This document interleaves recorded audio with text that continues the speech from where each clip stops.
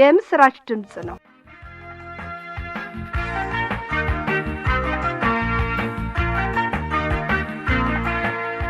ውድ አድማጮቼ ባለፈው ምሽት ክፍለ ጊዜ ጥናታችን ከማርቆስ ወንጌል ምዕራፍ 10 እግዚአብሔር ያላስተማረን ጌታ መንፈስ ቅዱስም ያልገለጠልን ምንም ነገር የለም። ዛሬም ደግሞ በፊቱ ሆነን እነሆ ከቃሉ ማዕድ ከማርቆስ ምዕራፍ 11 እንመለከታለን እንማራለንና መጽሐፍ ቅዱሶቻችሁን ገለጥ አድርጋችሁ ማርቆስ ምዕራፍ 11ን ተመልከቱ።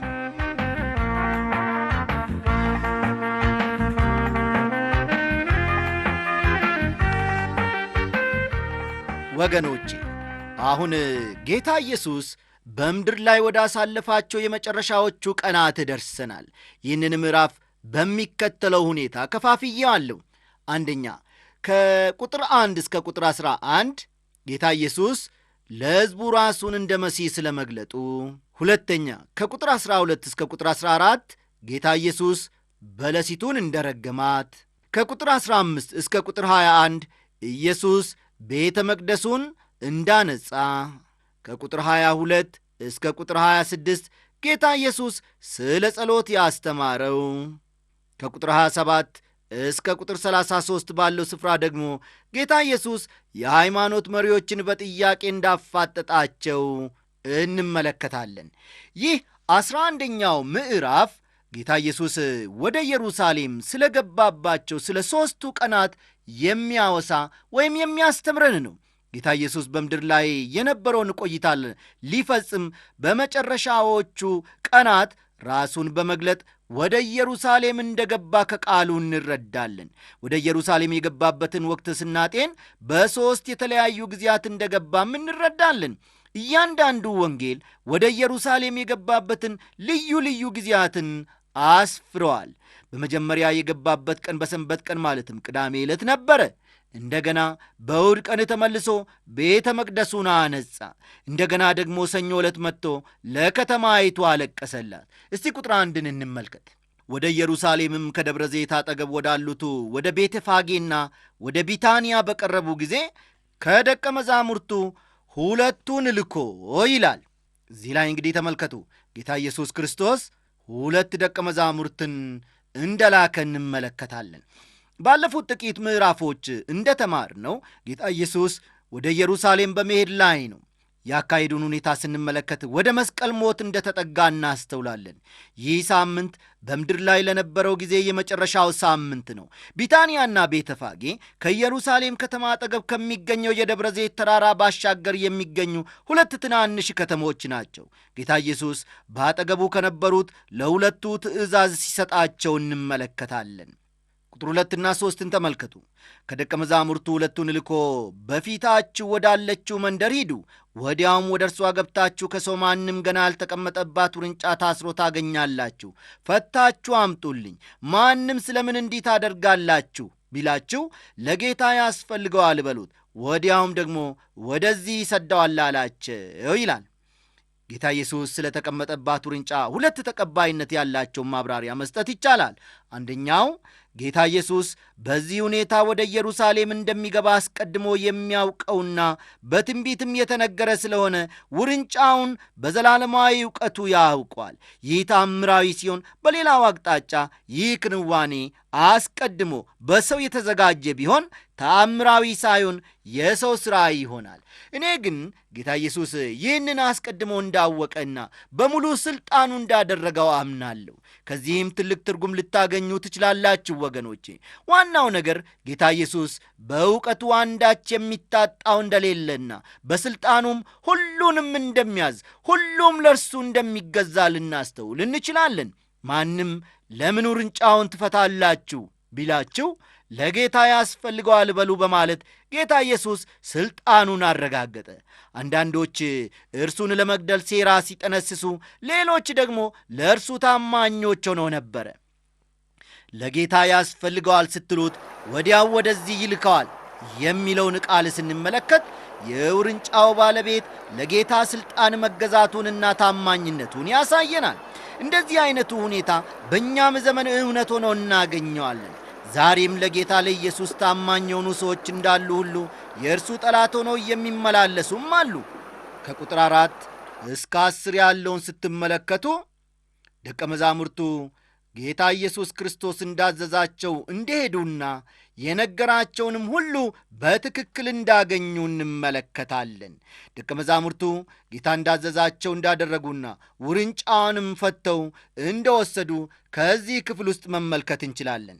በዚያን ጊዜ በኢየሩሳሌም ለነበሩ ሰዎች ይህ ሁኔታ አስደንቋቸው እንደሆነ አላውቅም። ለሮማውያን ግን ይህ የጌታ ኢየሱስ በዚህ ሁኔታ መምጣቱ እንደማያስደንቃቸው እርግጠኛ ነኝ።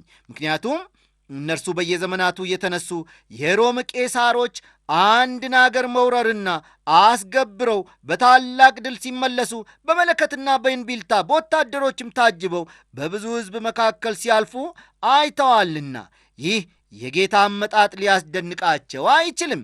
በዚህ ስፍራ ሆሳዕና እያሉ ይጮኹ የነበሩት ጥቂት የገሊላ ሰዎችና ሕፃናት እንዲሁም ደቀ መዛሙርቱ ነበሩ። ዋናውና አስፈላጊው ነገር ግን ጌታ ኢየሱስ ራሱን ቤዛ አድርጎ በግልጽ መስጠቱ ነው። ቁጥር 11 ኢየሱስም ወደ ኢየሩሳሌም ወደ መቅደስ ገባ። ዞር ብሎም ሁሉን ከተመለከተ በኋላ ጊዜው መሽቶ ስለነበር ከ12 ጋር ወደ ቢታንያ ወጣ ይላል። በዚህ ክፍል ልናስተውላቸው የሚገቡ 2 ነገሮች አሉ። ጊዜው የሰንበት ቀን ስለሆነ ገንዘብ ለዋጮችና በሬዎች አልነበሩም። በዚህ የመጀመሪያ ቀን እንደ ካህን ሆኖ መጣ። መሥዋዕቱም እርሱ ራሱ ነበረ። እንደ ታላቅ ሊቀ ካህናት ወደ መቅደስ ውስጥ ገብቶ በእግዚአብሔር ፊት ተቀባይነት ያለውን መሥዋዕት ይኸውም የራሱን ደም ለእኔና ለእናንተ ኀጢአት ሲል አቀረበ። በዚያ ዕለት ሌሊቱን በኢየሩሳሌም እንዳሳለፈ ነገር ግን ወደ ቢታንያም እንደተመለሰ ማስተዋል ይቻላል። ጌታ ኢየሱስ ልትቀበለው ባልወደደች ከተማ ሊያድር አልወደደም። ከቁጥር 12 እስከ 14 ያለውን ተመልከቱ። በማግስቱም ከቢታንያ ሲወጡ ተራበ። ቅጠልም ያላት በለስ ከሩቅ አይቶ ምናልባት አንዳች ይገኝባት እንደሆን ብሎ መጣ። ነገር ግን የበለስ ወራት አልነበረምና መጥቶ ከቅጠል በቀር ምንም አላገኘባትም። መልሶም ከአሁን ጀምሮ ለዘላለም ማንም ከአንቺ ፍሬ አይብላ አላት። ደቀ መዛሙርቱም ሰሙ ይላል። ይህ የሆነው በሚቀጥለው ቀን ከቢታንያ በሚመጡበት ጊዜ ነበረ። ይህ ቀን ለሁለተኛ ጊዜ በድል የገባበት ቀን ነው። በመንገድ ላይ የሆነው ይህ ሁኔታ በብዙ የሚያነጋግር ነገር ነው። በዚህ ቀን ወደ ቤተ መቅደስ ገብቶ ቤተ መቅደሱን እንዳነጻና በለሲቱን እንደረገማት እንመለከታለን። በእኔ አመለካከት የእስራኤል ሕዝብ በበለሲቱ ይመሰላል። በዚህም ትልቅ መንፈሳዊ ትምህርት እናገኝበታለን ወገኖቼ። የእስራኤል ሕዝብ ውጫዊ የሃይማኖት መልክ አላቸው፣ ነገር ግን ምንም አይነት መንፈሳዊ ፍሬ አይታይባቸውም ነበረ። ዛሬም ቢሆን በአብዛኛው የቤተ ክርስቲያን ሕይወት የምንመለከተው በዙሪያችን ይህንኑ ነው። ጌታ ኢየሱስ ለሎዶቅያ ቤተ ክርስቲያን ያስተላለፈላት መልእክት ይህንን የሚመስል ነበረ። ጎስቋላና ምስኪን፣ ድሃም፣ ዕውርም የተራቆተችም ነበረች። ይህ ማለት መንፈስ ቅዱስ በውስጧ የሚገባውን ያክል መስራት አልቻለም ማለት ነው። ይህ ሁኔታ ኢሳይያስ በምዕራፍ 9 ቁጥር 13 ከሚናገረው ጋር አብሮ የሚሄድ ነው። ጌታም ይህ ሕዝብ ባፉ ወደ እኔ ይቀርባልና በከንፈሮቹም ያከብረኛልና ልቡ ግን ከእኔ የራቀ ነውና በሰዎች ሥርዓትና ትምህርት ብቻ ይፈራኛልና ይላል። ይህ ጥቅስ በዘመናችን ካለችው ቤተ ክርስቲያን አገልግሎት ጋር የሚነጻጸር ነው። ጌታ ኢየሱስ የበለሷን ዛፍ ረገማት፣ በለሷም መድረቋን ከዚሁ እንመለከታለን። ቁጥር 15 ወደ ኢየሩሳሌምም መጡ። ወደ መቅደስም ገብቶ በመቅደስ የሚሸጡትንና የሚገዙትን ያወጣ ጀመረ። የገንዘብ ለዋጮችንም ገበታዎች፣ የርግብ ሻጮችንም ወንበሮች ምን አደረገ ይላል? ገለበጠ ይላል። በዚህ ክፍል ጌታ ኢየሱስ መቅደሱን ሲያነጻ እንመለከታለን። ይህ ሁኔታ የተፈጸመው በሰንበት ማግስት ባለው እሁድ ቀን ነበረ። ገንዘብ ለዋጮች በቤተ መቅደስ ውስጥ ነበሩ። ከልዩ ልዩ አገር የመጡ እንግዶች ወደ እነርሱ እየቀረቡ ገንዘባቸውን ይለውጡ ነበረ። ማንኛውም የውጭ ዜጋ በራሱ አገር ገንዘብ መጠቀም አይችልም ነበረ። ገንዘብ ለዋጮችም ገንዘብን በሚለውጡበት ጊዜ የአገልግሎት ክፍያ ነው በማለት የተወሰነ ገንዘብ ከሕዝቡ ይወስዱ ነበረ። የአገልግሎቱ ዓላማ መልካም መስሎ ይታይ ይሆናል። ጌታ ኢየሱስ ግን የእግዚአብሔርን ቤት የሌቦች ዋሻ አደረጋችሁት አለ። ወገኖቼ ዛሬም ቢሆን በቤተ ክርስቲያን ውስጥ በአገልግሎት ስም የሚካሄዱ የንግድ ሥራዎች አደገኛ ሊሆኑ ይችላሉ። ከዚህም የተነሳ ብዙ ሰዎች ቤተ ክርስቲያንን ከመርዳታቸው በፊት ቤተ ክርስቲያን ከእንደዚህ አይነቱ አደገኛ ነገር ነፃ መሆኗን ማረጋገጥ ይፈልጋሉ። ጌታ ኢየሱስ በግልጽ እንደ መሲህ ራሱን በመግለጽ ወደ ኢየሩሳሌም መግባቱ በራሱ ድል አልነበረም። ምክንያቱም ሕዝቡ አልተቀበሉትምና። ከዚህ ይልቅ ግን ጌታ ራሱ በትእዛዝ በመላእክትም አለቃ ድምፅ ከሰማይ ይወርዳልና በክርስቶስም የሞቱ አስቀድሞ ይነሳሉ። ከዚያም በኋላ እኛ ሕያዋን ሆነን የምንቀረው ጌታን በአየር ለመቀበል ከእነርሱ ጋር በደመና እንነጠቃለን የሚለው ጥቅስ የክርስቶስን በድል አድራጊነት መግባት በግልጽ ያሳያል። አንደኛ ተሰሎንቄ ምዕራፍ 4 ከቁጥር 16 እስከ 17 ያለውን ልብ ይሏል። ባለፉት 1900 ዓመታት ጌታን በማመን የተከተሉ በሚሊዮን የሚቆጠሩ ቅዱሳን ከእርሱ ጋር ይገለጣሉ። ያ በእውነት የድል አድራጊነት መገለጥ ነው። የሙታን መነሳትም ሆነ በሕይወት ያሉ ሰዎች የመለወጣቸው ጉዳይ በቅጽበት እንደሚሆን የእግዚአብሔር ቃል ይነግረናል። ከዚያ በኋላ የሚኖሩት ኑሮ ግን ዘላለማዊ ነው። ጌታ ኢየሱስ ቅዱሳኑን ወደ አዲስ ስፍራ፣ ወደ አዲስ ፍጥረትና ወደ አዲስ መኖሪያ ይመራቸዋል። ይህም አዲስ ስፍራ አዲሲቷ ኢየሩሳሌም ናት። ያ ጊዜ እንዴት ያለ ድንቅ ጊዜ ይሆን! ያ እውነተኛና ፍጹም ድል ነው። ቁጥር 20ና 21 ማለዳም ሲያልፉ በለሲቱን ከስሯ ደርቃ አዩአት። ጴጥሮስም ትዝ ብሎት መምህር ሆይ እነሆ የረገምካት በለስ ደርቃለች አለው ይላል። ይህ ሁኔታ ጌታ ኢየሱስ ስለ ጸሎት እንዲናገር አድርጎታል። ደቀ መዛሙርቱ በበለሷ ዛፍ ላይ የደረሰው እርግማን እጅግ አስደንቋቸው ስለነበር ጌታ ኢየሱስ ስለ ጸሎት ሊያስተምራቸው ሁኔታውን ተጠቀመበት። ኢየሱስም መልሶ እንዲህ አላቸው፣ በእግዚአብሔር እመኑ ይላቸዋል። ቁጥር 22ን ይመለከቷል። ጌታ ኢየሱስ በእምነት ስለሚደረግ ጸሎት የሰጠው ትምህርት ጴጥሮስ በለሷን ጌታ እንዴት እንደረገማት ትዝ ብሎት በተናገረው ንግግር ላይ መመስረቱ የሚያስደንቅ ነው። የጸሎት መጀመሪያ በእግዚአብሔር ማመን ነው። በቃ ወገኖቼ፣ ለጸሎት በቀረባችሁ በተንበረከካችሁም ጊዜ በእግዚአብሔር ያንን ጉዳይ የጸለያችሁትን እንደሚያደርግ እግዚአብሔርም ደግሞ ለመፈጸም ኃይልና ብርታት እንዳለው ማመን ነው። የዕብራውያን ጸሐፊ ይህን መመሪያ እንደሚከተለው በግልጽ አስፍሮታል። ያለ እምነትም ደስ ማሰኘት አይቻልም። ወደ እግዚአብሔር የሚደርስ እግዚአብሔር እንዳለ ለሚፈልጉትም ዋጋ እንዲሰጥ ያምን ዘንድ ያስፈልገዋልና ይላል። እስቲ ጊዜ ሲኖራችሁ ዕብራውያን 11 ቁጥር 6ን የተመልከቱ። ወገኖቼ፣ በእግዚአብሔር ሳናምን የምንጸልየው ጸሎት ለራሱ ዝም ብሎ እንደሚናገር የእብድ ሰው ንግግር ይመስላል። ስለዚህ የመጀመሪያው ደረጃ ለእኔና ለእናንተ በእግዚአብሔር ፊት ለጸሎት ስንቀርብ የሚያስፈልገን ነገር በእግዚአብሔር ማመን ነው። በቃ እውነት እላችኋለሁ፣ ማንም ያለው ነገር እንዲደረግለት ቢያምን በልቡ ሳይጠራጠር፣ ተመልከቱ፣ በልቡ ሳይጠራጠር ይህንን ተራራ ተነቅለ ወደ ባህር ተወርወር ቢል ይሆንለታል ይላል። ይህ ጥቅስ በብዙ ክርስቲያኖች ዘንድ በተሳሳተ ሁኔታ የሚተረጎም ነው። ክርስቲያን በግልጽ የሚታዩትን ተፈጥሯዊ ተራራዎች እንዲነቀሉና ወደ ባህር እንዲወሰኑ ማድረግ አያስፈልገውም። ነገር ግን በየቀኑ ኑሮው የሚያጋጥሙትን እንደ ተራራ የሆኑ ችግሮቹን በእምነት ጸሎት ሊያስወግዳቸው ይገባል። ተመልከቱ፣ በእምነት ጸሎት ሊያስወግዳቸው ይገባል። ለዚህ ነው ጳውሎስ ለኤፌሶን ክርስቲያኖች እንዲህ ሲል የጸለየው፣ በመንፈሱ በውስጥ ሰውነታችሁ በኃይል እንድጠነክሩ ክርስቶስን በልባችሁ በእምነት እንዲኖር እንደ ክብሩ ባለጠግነት መጠን ይስጣችሁ ይላል። ኤፌሶን 3 ቁጥር 16ና 17 በውስጥ ሰውነታችን በመንፈስ ቅዱስ ኃይል ስንጠነክር ተራራን ከመናድ በላይ ኃይል እናገኛለን። ስለዚህም በእምነት ጸሎት ከፊት ለፊታችን የሚደነቀሩትን፣ ከፊት ለፊታችን የሚቆሙትን ልዩ ልዩ የሰይጣን ፈተናዎችን ልናስወግዳቸው የምንችልበትን ኃይል እናገኛለን። ይህም ደግሞ እጅግ በጣም አስፈላጊ ነገር ነው። ቁጥር 24 ስለዚህ እላችኋለሁ የጸለያችሁትን የለመናችሁትንም ሁሉ እንዳገኛችሁት እመኑ። ደግሞአለሁ፣ እንዳገኛችሁት እመኑ። ከዚያስ ይሆንላችሁማል ይላል። እግዚአብሔር የተመሰገነ ይሁን። ለእኔና ለእናንተ ታዲያ የሚያስፈልገው አንድ ነገር ብቻ ነው። ያም በእግዚአብሔር ማመን፣ የለመነውን የጸለይነውን ነገር እግዚአብሔር እንደሚያከናውን ማመን። በእግዚአብሔር እመኑ። ይህ እምነታችሁ ግን የራሳችሁን ፈቃድ ለመፈጸም ችሎታ የሚሰጣችሁ ሳይሆን ወገኖቼ፣ የእግዚአብሔር ፈቃድ በሕይወታችሁ እንዲፈጸም የሚያስችላችሁ ነው።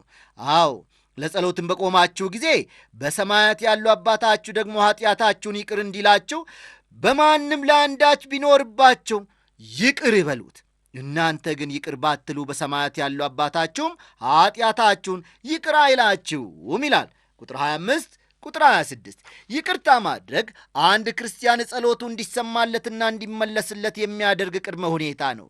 ይቅርታ የማያደርግ መንፈስ ግን ከእግዚአብሔር ጋር የሚያገናኘውን የጸሎት መስመር ያቋርጣል። እግዚአብሔር እኛን ስለ ክርስቶስ ብሎ ይቅር ብሎናል ወገኖቼ። ኤፌሶን 4:32 በኋላ ተመልከቱ። ኤፌሶን ምዕራፍ 4 ቁጥር 32 እኛ የዳንበት መንገድ ይህ ነው። በሕይወታችን ኃይል እንዲኖረን ከፈለግን የይቅርታ ሰዎች ልንሆን ይገባናል። ቀጥሎ የምንመለከተው የካህናት አለቆች ሊያጠምዱት ወደ እርሱ እንደመጡ ነው። ይህንንም ደግሞ ከቁጥር 7ና 8 መመልከት ትችላላችሁ። በመጨረሻ ጊዜዎቹም ጌታ ኢየሱስ ፈተና ነበረበት። የካህናት አለቆች በየደረጃው ሁሉ ይፈትኑት ነበረ፣ ሥልጣኑን ይገዳደሩ ነበረ። እነርሱ የሃይማኖት መሪዎችና በሃይማኖት ጉዳይ ኃላፊነት ያለባቸው ቢሆኑም በእርሱ ላይ ግን ምንም ሥልጣን አልነበራቸውም። ስለሆነም ይህንን ሥልጣኑን ከወዴት እንዳገኘ ይጠይቁት ነበረ። ቁጥር 29ና 30 ተመልከቱ። የካህናት አለቆችና ጻፎች ሽማግሌዎችም ወደ ኢየሱስ ቀርበው ይህንን ሁሉ በምን ሥልጣን እንደሚያደርግ በቁጥር 7ና 8 ጠይቀውት ነበረ። በቁጥር 9ና 30 ደግሞ ጌታ ኢየሱስ እንዲህ ይላቸዋል። ኢየሱስም እኔም አንዲት ነገር እጠይቃችኋለሁ፣ እናንተም መልሱልኝ። እኔም በምን ሥልጣን እነዚህን እንዳደርግ ነግራችኋለሁ። የዮሐንስ ጥምቀት ከሰማይ ነበረች ወይስ ከሰው? መልሱልኝ አላቸው። ይህ ጥያቄ እጅግ በጣም ጥሩና አስፈላጊ ጥያቄ ነው። ለሃይማኖት መሪዎቹ ግን አስቸጋሪ ጥያቄ ነው። የዮሐንስ ጥምቀት ከሰማይ ነው ቢሉ ታዲያ ለምን አላመናችሁበትም ሊል ነው። ከምድር ነው እንዳይሉ ሕዝቡ ሁሉ ስለተቀበሉትና ስለተከተሉት ከሕዝቡ ጋር እንዳይጣሉ ፈሩ። እስቲ ከቁጥር 30 እስከ 33 ያለውን ደግሞ እንመልከት። የመጨረሻ ክፍላችን ነው። እርስ በርሳቸውም ሲነጋገሩ ከሰማይ ነው ብንል እንግዲያውስ ስለምን አላመናችሁበትም ይለናል። ነገር ግን ከሰው ነው እንበልን አሉ። ሁሉ ዮሐንስን በእውነት እንደ ነቢይ ያዩት ነበርና ሕዝቡን ፈሩ። ለኢየሱስም መልሰው አናውቅም አሉት። ኢየሱስም እኔም በምን ሥልጣን እነዚህን እንዳደርግ አልነግራችሁም አላቸው ይላል። ጌታ ኢየሱስ ከጠየቃቸው ከባድ ጥያቄ ራሳቸውን ነፃ ለማድረግ አናውቅም ብሎ መለሱ። ስለዚህም ጌታ ኢየሱስ ለእነርሱ ጥያቄ መልስ እንዳይሰጥ ምክንያት አገኘ። እነርሱ ሊያጠምዱት ነበረ የጠየቁት። እርሱ ግን በወጥመዳቸው ስላልወደቀ ለጥያቄያቸው መልስ አልሰጠም። አንድ ሰው በንጹሕ ልቡ ቅንነት ያለውን ጥያቄ ይዞ ወደ ጌታ ቢቀርብ ከጌታ ዘንድ ትክክለኛውን ምላሽ ያገኛል።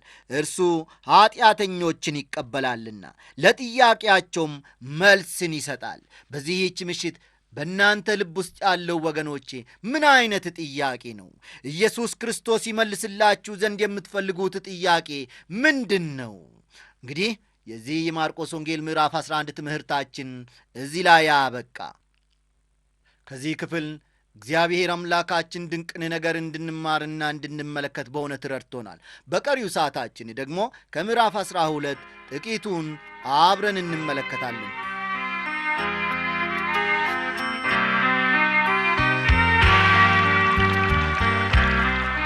በዚህ በምዕራፍ 12ና በሚቀጥሉት ምዕራፎች ምንም የተገለጠ ተአምራት የለም። ቀደም ሲል እንደተመለከትነው የማርቆስ ወንጌል በድርጊቶችና በተአምሮች ላይ ትኩረት የሚሰጥ ነው። በዚህ ወንጌል የተጠቀሱት ተአምራቶች ቀስ በቀስ እየቀነሱ መጥተው እዚህ ቦታ ያቆሙ ይመስላሉ። ልክ ከአንድ ማዕበል በኋላ ባህሩ ጸጥ እንደሚል እንዲሁም የጌታ ኢየሱስ ተአምራዊ ሥራው በዚህ ክፍል ጸጥ ብሎ እናየዋለን። በዚህ ምዕራፍ ውስጥ በዐይነቱ የተለየውን ታላቅ ድርጊት እንመለከታለን። ጌታ ኢየሱስ የመሥዋዕት በግ ሆኖ ከመሰዋቱ በፊት በብዙ ሲመረመርና ሲፈተን እናስተውላለን። የመሥዋዕት በግ እንከን የሌለበት መሆኑ ከተረጋገጠና ከተጣራ በኋላ ነው ለመሥዋዕትነት የሚቀርበው። በእነዚህ ቀናት በሰዎች ላይ የነበረው የቁጣ ማዕበል ሁሉ በእርሱ ላይ ነበረ። ይህ ጊዜ ለእርሱ የጸጥታ ጊዜ አልነበረም። ነገር ግን ከሃይማኖት መሪዎች ጋር የከረረ ግጭት ያደረገበት ጊዜ ነበረ። ነገሮች ሁሉ በገሃነምና በገነት መካከል ለሚደረገው ውጊያ ተመቻችተው ነበረ። ውጊያው በጨለማው ሥልጣንና በብርሃን ወይም በእግዚአብሔርና በሰይጣን መካከል የተደረገ ነበረ። የጌታ ኢየሱስ የ3 ዓመት አገልግሎቱ ከሃይማኖት መሪዎች ጋር ከፍተኛ የቃላት ግጭት እንዲፈጠር ያደረገ ነበረ። እርሱ ከሃይማኖት መሪዎች በቀረበበት የቃላት ጦርነት አልተሸነፈም። ይልቁንም ጸጥ እንዲሉ አደረጋቸው እንጂ። የሃይማኖት መሪዎች ሕዝቡ ሁሉ በጌታ በኢየሱስ ላይ በጠላትነት የሚነሳሳበትን ነገር እንዲያደርግ ወይም እንዲናገር ተስፋ ያደርጉ ነበረ። እርሱም ለዚህ ድርጊታቸው ቀጥተኛ፣ ግልጽና ወደ አንድ ግብ የሚያመራ ምሳሌ ስለ አገልግሎቱ ሰጣቸው። ይኸውም ስለ ወይኑ አትክልት የሰጠው ምሳሌ ነው። ትርጉሙ ግልጽ ነው። ይህ ምዕራፍ በዚህ ምሳሌ ይጀምራል። ቁጥር 1 በምሳሌ የሚነግራቸው ጀመር። አንድ ሰው የወይን አትክልት ተከለ፣ ቅጥርም ቀጠረለት፣ መጥመቂያም ማሰለት፣ ግንብም ሠራና ለገበሬዎች አከራይቶ ወደ ሌላ አገር ሄደ ይላቸዋል። በትንቢተ ኢሳይያስ ምዕራፍ 5 ከቁጥር 1 እስከ 7 መሠረት የወይኑ አትክልት የእስራኤል ሕዝብ ምሳሌ ነው። ያንን ወይን ከግብፅ አወጣው፣ የእስራኤል ሕዝብ አድርጎ መሠረተው። ከዚያም ከእግዚአብሔር የሆነውን ሃይማኖት ሰጣቸው። የአንድ እግዚአብሔር አምልኮ ያለበትን ሃይማኖት የተሰጠው እንደ እነርሱ ያለ ሕዝብ ፈጽሞ አልነበረም። ጌታ ኢየሱስ በጊዜው ለነበሩት የሃይማኖት መሪዎች የወይኑን ምሳሌ ነገራቸው። ይህንን ደግሞ ከቁጥር 2 እስከ 12 ባለው ስፍራ መመልከት ትችላላችሁ። ጌታ ኢየሱስ በዚህ ምሳሌ ሊናገር የፈለገው ግልጽ ነው። እግዚአብሔር የላካቸው ባሪያዎች ነቢያቶች ናቸው። የወይኑ ባለቤት እግዚአብሔር አብ ነው። ወይኑ ደግሞ የእስራኤል ሕዝብ ነው። እግዚአብሔር የእስራኤልን ሕዝብ መርጦና ጠብቆት ነበረ። ወገኖቼ፣ ገበሬዎቹ የሃይማኖት መሪዎች ናቸው። በመጨረሻም ልጁን ላከ። የተባለው ልጁ ጌታችን ኢየሱስ ክርስቶስ የእግዚአብሔር አብ አንድያ ልጅ ነው። ጌታ ኢየሱስ በልዩ ሁኔታ ወደ እስራኤል ሕዝብ ተልኮ ነበረ። በማቴዎስ ወንጌል ምዕራፍ 15 ቁጥር 24 እንደተገለጸው ከእስራኤል ቤት ለጠፉት በጎች በቀር አልተላኩም ብሎ ጌታ ኢየሱስ እንደተናገረው ለእስራኤል ሕዝብ ተልኮ ነበር። ነገር ግን ለእስራኤል ሕዝብ ብቻ ሳይሆን ለዓለም ሁሉ እንደተሰጠ በዮሐንስ ወንጌል ምዕራፍ 3 ቁጥር 16 ተገልጾ እናነባለን። ነገር ግን ይህንን ምሳሌ ከፊት ለፊቱ ለቆሙት የሃይማኖት መሪዎች በሚገባቸው መንገድ ተናገራቸው። እነርሱ እርሱን ለመግደል ያሴሩ ነበረ። እርሱም ሴራቸውን ወደ ብርሃን እያወጣው ነበረ። እርሱ በሰው ልብ ያለውን ሁሉ ያውቃል። ስለዚህም የሃይማኖት መሪዎች ምን ለማድረግ እንዳሰቡ በግልጽ ነገራቸው። እያንዳንዱ እርምጃቸውና ዕቅዳቸው ምን እንደሆነ አስቀድሞ ተነበየ። ሳይገሉት ገና ገዳዮቹ እንደሆኑ ነገራቸው። ከዚያም በሃይማኖት መሪዎቹ ላይ የሚመጣውን ፍርድም አስቀድሞ ተነበየ። ይህም ትንቢት በ70 ዓመተ ምህረት ኢየሩሳሌም ከተማ በጠፋች ጊዜና ሕዝቡ በምርኮ በተወሰዱ ጊዜ ተፈጸመ።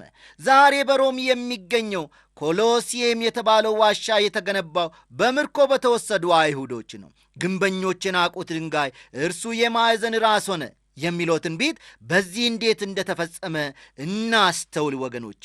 ክርስቶስ ለሃይማኖት መሪዎች የማሰናከያ ዓለት ሆኖባቸዋል። ነገር ግን ለተቀበሉት ለእነርሱ የማዕዘን ራስ ድንጋይ ሆነዋል። ይህ በፍጹም እምነት የሚፈጸመው ጌታ ኢየሱስ ዳግም ወደዚህ ምድር ሲመጣ ነው። ይህ የትንቢት ቃል በትንቢተ ዘካርያስ ምዕራፍ 4 ቁጥር 7 ላይ ተገልጾ እናገኛለን። የሃይማኖት መሪዎች ኢየሱስ ክርስቶስን ወስደው ሊፈርዱበትና ሊቀጡት ፈልገው ነበረ። ነገር ግን ሕዝቡን ስለፈሩ አልቻሉም። ከቁጥር 2 እስከ 12 ያለው ይህ የወይኑ ምሳሌ ከፍተኛ የቃላት ጦርነት በማስነሳቱ የሃይማኖት መሪዎች ሌሎችን መልእክተኞች ወደ እርሱ መላካቸውን ከዚሁ ክፍል እንመለከታለን። እግዚአብሔር አምላካችን የተመሰገነ ይሁን።